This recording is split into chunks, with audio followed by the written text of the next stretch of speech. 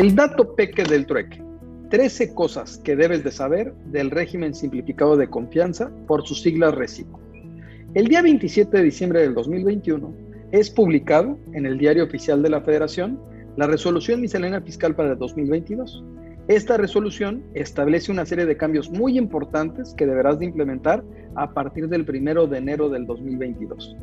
Uno de los más relevantes, por supuesto, es la adición de este nuevo régimen fiscal, el RECICO, régimen simplificado de confianza.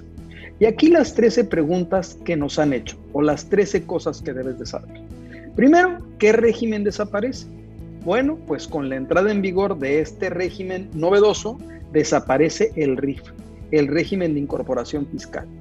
Y las personas físicas que se encontraban tributando en el RIF pueden migrar al RECICO, o bien pueden continuar pagando el IVA, el impuesto sobre la renta o el IEPS conforme a lo que se estableció en su momento en el RIF. Claro, por los años que le queden de permanencia. Esto lo vas a poder hacer siempre y cuando, para empezar, hayas tributado en el RIF hasta antes del 31 de agosto de 2021 y adicionalmente debes de enviar un aviso antes del 31 de enero del 2022 al SAT. Pero fíjate bien, una vez que tú hayas optado por trasladarte del RIF al RECICO, ya no podrás regresar al RIF, aun cuando te queden algunos años de permanencia en este mecanismo o en este régimen que en su momento tuvo muchísima fuerza. La segunda pregunta que nos hacen son los montos máximos para tributar en el régimen simplificado de confianza. Bueno, pues el régimen simplificado de confianza está dirigido a personas físicas y a personas morales. En el caso de personas físicas, las que tengan ingresos que no excedan de 3,5 millones de pesos en el ejercicio fiscal inmediato anterior. Y para las personas morales, que no hayas excedido un ingreso de 35 millones de pesos en el ejercicio inmediato anterior, y adicional, debes de cumplir con ciertas condiciones, como ser persona moral constituida únicamente por personas físicas, por ejemplo. Una tercera cosa que debes de saber de este régimen es que hay un aviso para tributar en el régimen simplificado de confianza.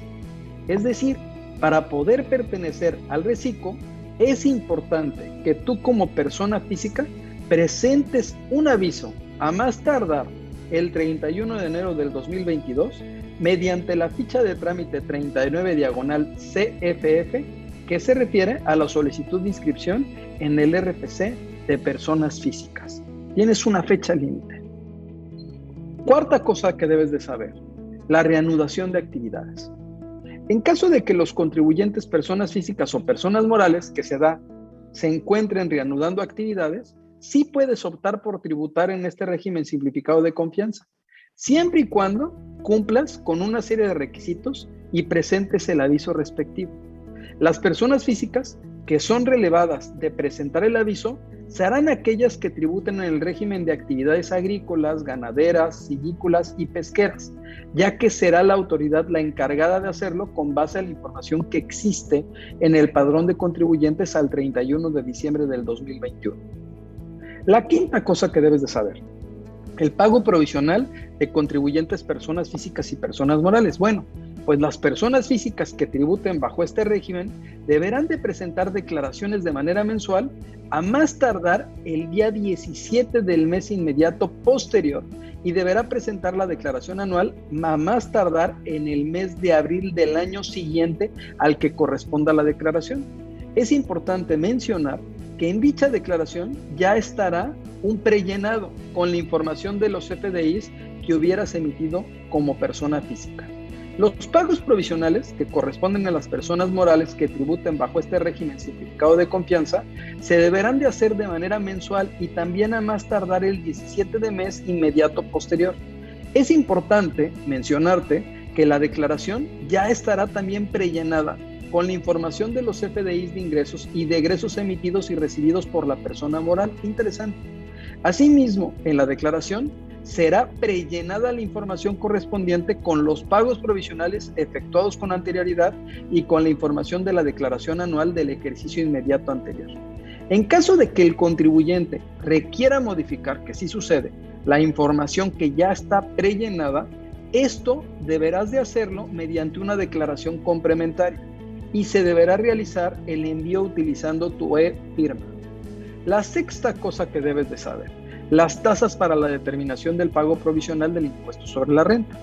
Bueno, los contribuyentes personas físicas van a determinar los pagos mensuales considerando el total de los ingresos que perciban y siempre y cuando estén amparados por CFDIs efectivamente cobrados, considerando una tabla que te voy a poner en la descripción de la liga que te comparto en este dato peque del trueque. Los contribuyentes personas morales deberán calcular el impuesto sobre la renta aplicando el resultado fiscal obtenido en el ejercicio, la tasa del 30%, y los ingresos se consideran acumulables en el momento en que sean efectivamente percibidos y las erogaciones al momento en que sean efectivamente pagadas. En la tabla de personas físicas pues está muy interesante, porque la tasa que vas a aplicar va del 1% al 2.5%. Debes de saber las tasas para la determinación del pago anual del impuesto sobre la renta. En este caso, los contribuyentes, personas físicas, estarán obligados a presentar su declaración anual considerando el total de sus ingresos que perciban, los cuales van a estar amparados por los CFDIs efectivamente cobrados conforme a la tabla que te pongo en esta liga. Los contribuyentes, en su caso persona moral, deberán calcular el impuesto del ejercicio a su cargo en los términos del artículo 9 de la Ley del Impuesto sobre la Renta, aplicando la tasa del 30%. La octava cosa que debes de conocer es la facilidad para los contribuyentes con actividades agrícolas, ganaderas, silvícolas o pesqueras en cuanto al pago del impuesto sobre la renta. El pago del impuesto del ISR será exento para los contribuyentes que exclusivamente obtengan ingresos por las actividades agrícolas, ganaderas y silvícolas o pesqueras, siempre y cuando sus ingresos sean hasta 900,000 pesos anuales en el ejercicio. En caso de que excedan los 900,000 pesos, vas a pagar el impuesto sobre la renta en el mes de que esto suceda por la totalidad de los ingresos que hubieran excedido la cantidad antes mencionada, y la cual va a estar amparada en los CFDIs efectivamente cobrados. La novena cosa que debes de saber es si puedes volver al régimen simplificado de confianza. Bueno, pues los contribuyentes personas físicas que se excedan en el monto de 3,500,000 pesos, que es el umbral que tienes, sí puedes volver a tributar conforme a este régimen especial, siempre y cuando tus ingresos obtenidos en el ejercicio inmediato anterior a aquel en el que hagas otra vez la solicitud no excedas de esos 3,500,000 pesos y te hubieras encontrado al corriente en el cumplimiento de tus obligaciones fiscales.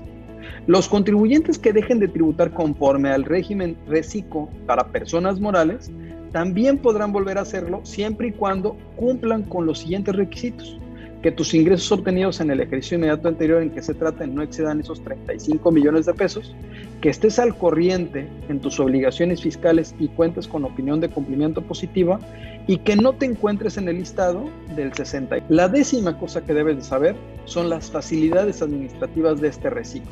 Bueno, pues las personas físicas y las personas morales que tributen bajo el régimen simplificado de confianza van a quedar relevadas de las siguientes obligaciones fiscales: de presentar la contabilidad electrónica y de presentar mes a mes la información contable, y también de presentar la DIOT. La onceava cosa que debes de saber: ¿cuándo los contribuyentes personas físicas salen del régimen simplificado de confianza? O sea, ¿en qué momento sales? Bueno, pues los contribuyentes personas físicas van a salir de este régimen cuando incumplen con sus obligaciones fiscales. Es aquí bien importante que estés cumpliendo permanentemente, y en ningún caso podrás volver a tributar en este régimen si identifican que dejaste de cumplir. Esto te va a ser notificado por la autoridad mediante buzón tributario a través de los medios de contacto que tiene la autoridad registrados, y de no tenerlos se hará la notificación por estrados. La doceava cosa que debes de saber en cuanto al acreditamiento del IVA. Pues el acreditamiento del IVA para los contribuyentes del régimen simplificado de confianza para personas físicas te establece que podrás acreditar el IVA que corresponda derivado de la realización de tus actividades empresariales, profesionales u otorgamiento de uso o goce temporal de bienes, siempre y cuando el gasto deducible para efectos de impuestos sobre la renta, con independencia de que dicho gasto no pueda ser aplicado en la determinación del pago mensual. El pago del IVA de este régimen simplificado se debe de presentar de manera definitiva a través de la declaración a más tardar el 17 del mes inmediato posterior al que corresponda este pago. La declaración ya vendrá prellenada con la información de los CFDIs emitidos y recibidos por las personas físicas y personas morales. Y es importante que sepas que para las personas morales que presenten su declaración, esta deberá hacerse utilizando la e-firma. La 13ª cosa que debes de saber: la facilidad para la emisión de los CFDIs a los que pertenezcan a este régimen de confianza. Pues bueno, para los contribuyentes que perciban ingresos por enajenaciones realizadas durante un mes calendario a un mismo contribuyente de este reciclo, podrán diferir la emisión del CFDI correspondiente a esas transacciones, a efectos de emitir un solo CFDI por el total de las operaciones, a más tardar los 3 días posteriores al último día del mes de que se trate, siempre y cuando se cumpla con lo siguiente. Primero, que los ingresos sean provenientes de otro contribuyente que tributa en el régimen simplificado de confianza. Segundo, que lleve registros electrónicos que contengan información de cada una de las operaciones realizadas durante el mes. Tercero, que consideres como fecha de expedición del CFDI el último día del mes. Y cuarto, en el CFDI, en la descripción de servicios, debes detallar la información de los productos o servicios enajenados. Es importante que tú identifiques que una vez que optes por la emisión de un CFDI de manera mensual, esta no podrá variarse en el ejercicio fiscal.